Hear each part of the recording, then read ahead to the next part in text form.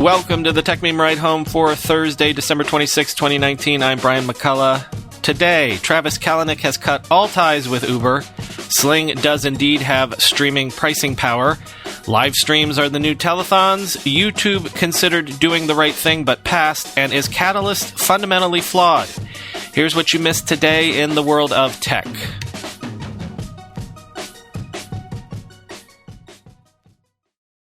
I guess I am not above saying I told you so, but Travis Kalanick has indeed severed all ties with Uber, stepping down from the company's board of directors effective December 31st, and he has apparently sold all of his shares in the company.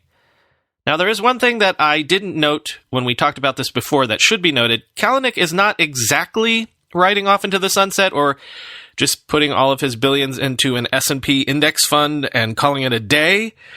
Quoting CNBC, in a statement Tuesday, Uber said Kalanick, 43, is leaving to, quote, focus on his new business and philanthropic endeavors, end quote. Kalanick is launching his latest venture, Cloud Kitchens, which rents out space to restaurants for delivery-based businesses. Uber did not say who will fill Kalanick's board seat. An Uber spokesperson said the ride-hailing company has, quote, strong director candidates to put forward at the appropriate time, end quote. Later, a spokesperson for Kalanick confirmed to CNBC that he has sold his entire stake in Uber, unquote. Quoting Shira Ovide, I'll give Uber and Kalanick credit for stage managing his exit gracefully. I suspect it was far messier than it looks from the outside, end quote. If you'll recall, we spoke about pricing power in the streaming space recently. Well, Dish has increased the price of both of its Sling TV packages, orange and blue, ranging from a $5 a month increase to a $30 a month increase. In addition, all users are now getting 10 hours of cloud-based DVR storage and additional channels, quoting The Verge. Subscribing to both bundles of channels now costs $45, which is a few bucks shy of competitors like YouTube TV, which is $49.99 a month. That's a $5 increase all around. Sling TV notes that this is the first time Sling Blue customers have seen a price increase. The price of Sling Orange has remained stable since June 2018.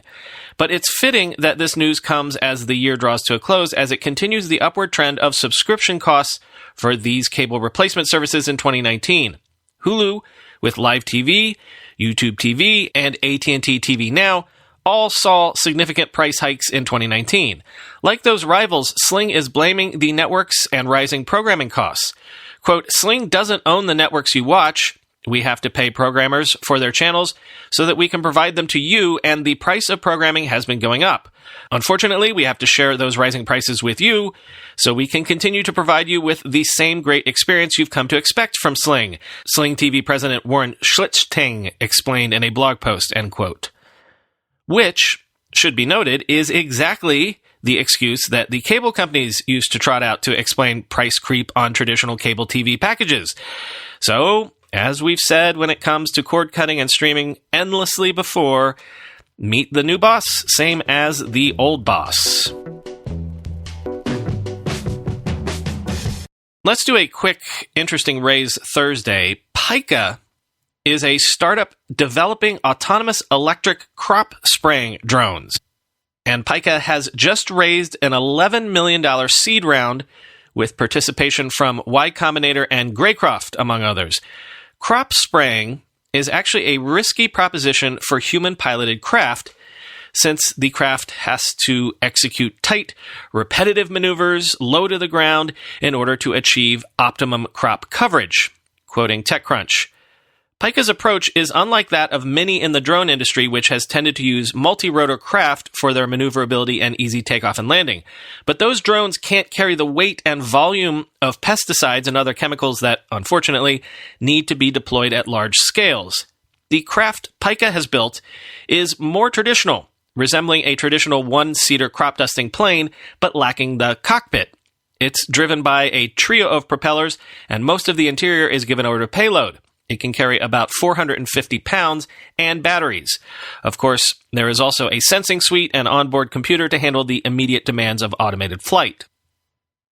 Pyka can take off or land on a 150-foot stretch of flat land, so you don't have to worry about setting up a runway or wasting energy getting to the target area. Of course, it'll eventually need to swap out batteries, which is part of the ground crew's responsibilities.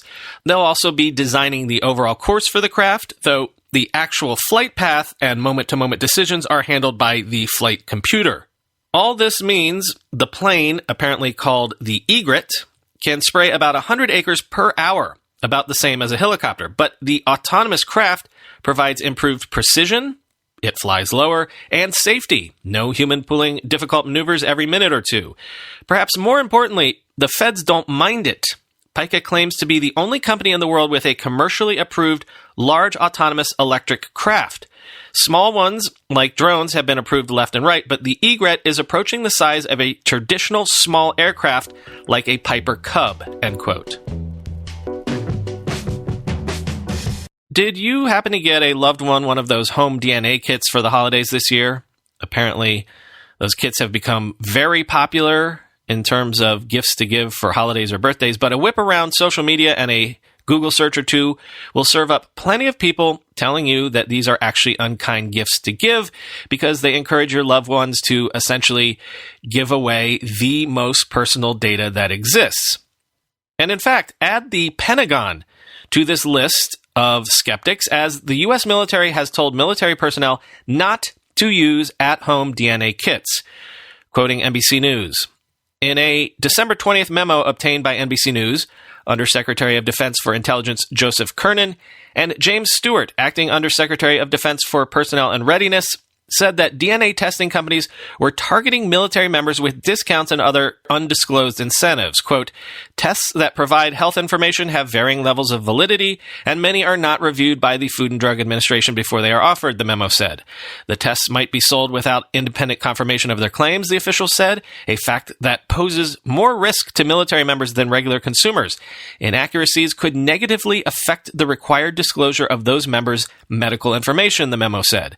Quote, moreover, there is increased concern in the scientific community that outside parties are exploiting the use of genetic materials for questionable purposes, including mass surveillance and the ability to track individuals without their authorization or awareness, the memo said. The officials told military personnel to refrain from using the kits until otherwise notified, end quote. Speaking of the holiday season, the Washington Post has an interesting new proposition. To what degree are live streams on places like YouTube and Twitch the new holiday telethons? Apparently, you could have logged into any number of streaming telethons yesterday and probably still can all this week because apparently they're legion and they're raising millions for charity, quoting the Post. The rise of video game streaming in the last several years has opened up a new avenue for philanthropy. Streamers and charity organizations routinely partner up to solicit donations from the gamers' thousands of loyal viewers. Instead of calling in, like participants did for telethons, viewers funnel donations through a digital pipeline that makes the fundraising process instantaneous. Streamers hold auctions, hand out prizes, and incentivize viewers to donate with different reward tiers. The streams often involve the host playing video games for hours on end. Digital telethons have become so popular that the community around Twitch, the world's leading live stream platform, collectively raised more than $75 million for varying charities between 2012 and 2017, according to the company. Events like the video game speedrunning marathon series Games Done Quick, which supports Doctors Without Borders, and Prevent Cancer Foundation, has raised over $22.3 million since its inception in 2010. Among the faces behind these charity live streams is Benjamin Dr. Lupo, a 32-year-old streamer who has amassed 3.6 million followers on Twitch. On Saturday, December 21st, during a 24-hour stream, he managed to raise over $2.3 million for St. Jude Children's Research Hospital, with Twitch itself contributing $1 million of that total. In a similar event this past summer, it took him just 4 hours to raise $920,000 for St. Jude. Lupo is one of many internet personalities that use their massive audience for altruism. Earlier this year, Harry Brewis, who uses the online handle HBomberGuy, played Donkey Kong 64 for 57 hours straight to raise money for the UK-based transgender advocacy group Mermaids. He even caught the attention of U.S. Congresswoman Alexandria Ocasio-Cortez, who briefly called in during the stream. By the end of the video game marathon, Brewis had raised approximately $340,000. In February, YouTuber Markiplier Fishbach, who has 24.7 million subscribers, raised more than $500,000 in 24 hours for the homeless youth charity My Friend's Place, end quote. According to Bloomberg, earlier this year, YouTube considered solving its horrible algorithm problems by screening all videos posted for kids under 8 years old in their YouTube Kids channel. Seems reasonable, right? Seems logical, seems responsible. But of course, YouTube ended up not going this route for the typical reasons why content platforms usually get gun-shy. YouTube was afraid of overtly exercising editorial control lest they look more like a media company than a platform, and thus invite additional scrutiny and regulation. Remember that landmark FTC settlement that YouTube agreed to earlier in the year? Quoting Bloomberg, YouTube privately considered taking more control. Earlier this year, it assembled a team of more than 40 employees to brace for the FTC decision. The team was codenamed Crosswalk, as in a way to guide kids across YouTube's chaotic streets. Among its proposals was a radical one, at least by the standards of Silicon Valley. YouTube would screen every video aimed at kids under the age of 8 in its YouTube Kids app, ensuring that no untoward content crept into the feed of millions of tots around the world. A press release was even drafted in which YouTube CEO Susan Wojcicki said professional moderators would check each clip, according to people familiar with the plans. Yet at the last minute, the CEO and her top deputies ditched the plan, said the people who asked not to be identified discussing private deliberations. The rationale was clear to some at YouTube. One person involved in the project recalled, handpicking videos even for kids made YouTube look too much like a media company, not a neutral platform. A YouTube spokeswoman denied the idea was turned down because it put the company in charge of programming, but she declined to comment further on the decision. In a recent interview, Wojcicki made it clear that her content moderation push only goes so far, telling CBS News that even being liable for video recommendations would destroy the essence of the service. Quote, "If we were held liable for every single piece of content that we recommend, we would have to review it," she said.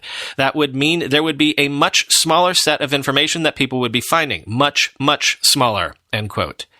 YouTube's balancing act between media publisher or hands-off internet bulletin board has sparked intense debate internally.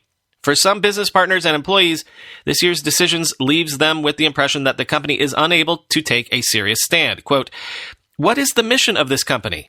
People don't even know," said Claire Stapleton, a former YouTube marketing manager who left this year after clashing with Google over employee protests. Quote, "YouTube is so ill-equipped to manage these massive challenges," end quote. Finally today, Jack Wellborn has an essay up talking about his impressions from using Catalyst over the last 2 months. In essence, his takeaway is that iOS and macOS are so fundamentally different that the whole idea of getting a cohesive UX with minimal effort using Catalyst to port an iPad app is absurd. Quoting this key bit, "While both macOS and iOS are easy to use, their ease stems from very different conventions. The more complicated Mac builds ease almost entirely through Cohesion. Wherever possible, Mac applications are expected to share the same shortcuts, controls, windowing behavior, etc., so users can immediately find their bearings regardless of the application. This also means that several applications existing in the same space largely share the same visual and UX language. Having Finder, Safari, BBEdit, and Transmit open on the same desktop looks and feels natural. By comparison, the bulk of iOS's simplicity stems from a single app paradigm. Tap an icon on the home screen to enter an app that takes over the entire user experience until exited. Cohesion exists and is still important, but its surface area is much smaller because most iOS users only ever see and use a single app at a time. For better and worse, the single app paradigm allows for more diverse conventions within apps. Having different conventions for doing the same thing across multiple full-screen apps is not an issue because users only have to ever deal with one of these conventions at a given time. That innocuous diversity becomes incongruous once those same apps have to live side by side, end quote.